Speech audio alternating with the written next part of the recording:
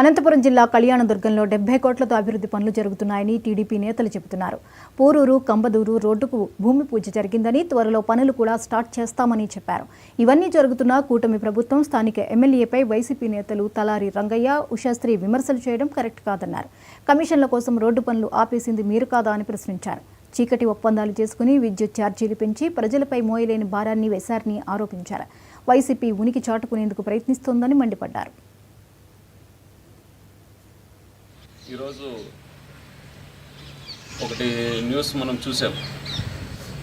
ఈ కళ్యాణదుర్గం నియోజకవర్గం వైఎస్ఆర్ కాంగ్రెస్ పార్టీ సమన్వయకర్త అయినటువంటి తలారి రంగయ్య గారు నిన్న మాట్లాడిన మాటలు ఈరోజు మార్నింగ్ ప్రెస్లో చూసాం మేము పేపర్లో.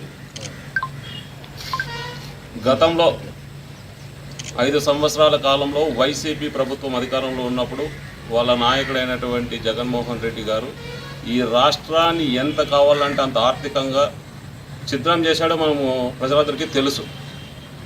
ఈ 5 సంవత్సరాల కాలంలో వాళ్ళు చేసిన అభివృద్ధి కళ్యాణదుర్గం నియోజకవర్గంలో కావచ్చు, రాష్ట్రంలో కావచ్చు, మచ్చుకు ఒక్కటైనా ఏదైనా ఉందా?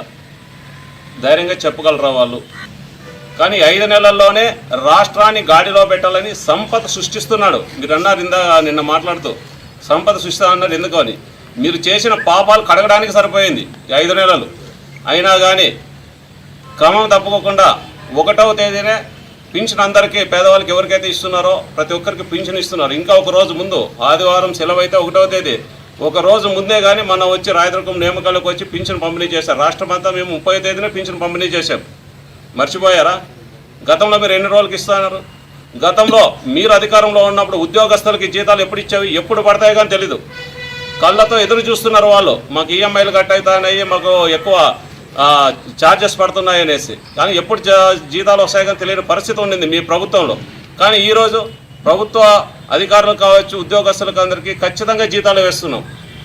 అంత నిక్కచ్చిగా పనిచేస్తున్నాడు. రాష్ట్రంలో ఆర్థిక ఇబ్బందులు మీరు కూర్చున్నా కానీ ఆయన ఏదో విధంగా ఖచ్చితంగా రాష్ట్రాన్ని గాడిలో పెట్టాలని చెప్పేసి ప్రయత్నం చేస్తున్నాడు మా ముఖ్యమంత్రి చంద్రబాబు. ప్రజాపాలన విజయోత్సవాల్లో భాగంగా భూపాల